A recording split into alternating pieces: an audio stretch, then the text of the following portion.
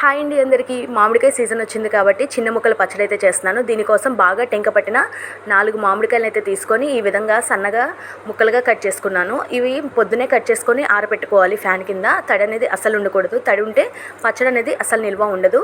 ఈ విధంగా ఏదైనా ముక్కకి తడి ఉంటే చక్కగా తుడుచుకోండి. ఇవైతే పక్కన చేసుకొని వెల్లుల్లిపాయలు అయితే ఒక 3 తీసుకొని ఒలుచుకున్నాను. ఇలా ఒలుచుకున్న వెల్లుల్లిపాయలను కూడా మిక్సీ జార్లో వేసి కోర్స్గా గ్రైండ్ చేసి పక్కన ఉంచుకోండి.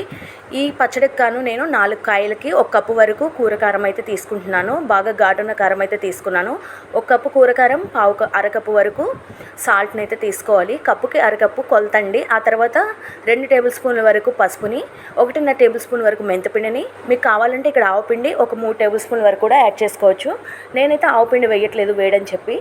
ఆ తర్వాత మనం ఏదైతే మిక్సీ జార్లో వేసి పట్టుకున్నామో ఆ వెల్లుల్లిపాయని కూడా వేసి ఒకసారి బాగా కలిసేలాగా కలుపుకోవాలి.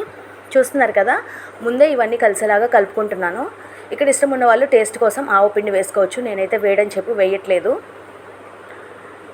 ఇలా బాగా కలిపేసుకున్న తర్వాత మనం ఆరబెట్టుకున్న ముక్కలు ఉన్నాయి కదా, వాటిని అయితే వేసుకొని ఈ కారం, ఈ పొడి మసాలా బాగా పట్టేలాగా కలుపుకోవాలి. చూస్తున్నారు కదా, ముక్కకి తడి అనేది అస్సలు ఉండకూడదు. టెంక కూడా ఏం చక్కగా పట్టింది. ముక్క అనేది భలే ఉంటుందండి తింటూ ఉంటే. మజ్జిగన్నంలో పెట్టుకుంటే ఇక స్వర్గమే అనమాట.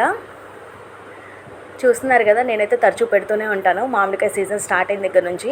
దీంట్లో కొద్దిగా ఆయిల్ వేసి మరొకసారి అయితే బాగా కలుపుకుందాము. చూస్తున్నారు కదా, తడి అనేది ఉండకూడదు. ఉప్పు ఆయిల్ అనేది ఎక్కువ ఉంటేనే ముక్క అనేది పాడవకుండా, బూజు రాకుండా ఉంటుంది. లేదంటే పచ్చడి అనేది ఊరికనే బూజు వచ్చేస్తుంది. తడి చేతులు అనేది అస్సలు పెట్టకండి పచ్చడి పెట్టిన తర్వాత. ఇలా ఒకసారి ఆయిల్ వేసి ఒకసారి ముక్కని తడి పొడిగా అయితే బాగా కలుపుకోవాలి. చూస్తున్నారు కదా, మనం వేసిన ఉప్పు కారం అంతా ముక్కకు పట్టడానికి మాత్రమే ఇక్కడ ఆయిల్ అయితే వేసాను. ముక్కకి ఈ విధంగా పడితే సరిపోతుందండి. ఇంకా గుజ్జు కావాలంటే కొంచెం ఆవుపిండి వేసుకుంటే గుజ్జు అనేది వస్తుంది. వేరే ఒక డబ్బాలోకి అయితే స్టోర్ చేసుకుంటున్నాను. ఇదంతా తీసి వేరే ఒక డబ్బాలో వేసుకొని దీంట్లోని పైనుంచి ఆయిల్ వేసుకుంటే ఏం చక్కగా ఉంటుందండి. దీన్ని 2 రోజులు ఊరిన తర్వాత తింటే ఉంటుంది, మామూలుగా ఉండదు. ఇక వేడి అన్నంలోని ఈ పచ్చడి వేసుకొని కొంచెం నెయ్యి వేసుకొని తింటే ఇక టేస్ట్ అయితే మామూలుగా ఉండదండి. మామిడికాయ కారానికి, నిల్వ పచ్చడికి ఏమాత్రం తీసిపోదు, అంత బాగుంటుంది. ఇప్పుడు వేసినప్పుడు నూనె కనిపించదు, కానీ రేపు పులుపు, ఉప్పు ఊరిన తర్వాత నూనె అనేది మొత్తం పైకి తేలుతుంది. చాలా బాగుంటుంది. తప్పకుండా ట్రై చేయండి. Bye bye.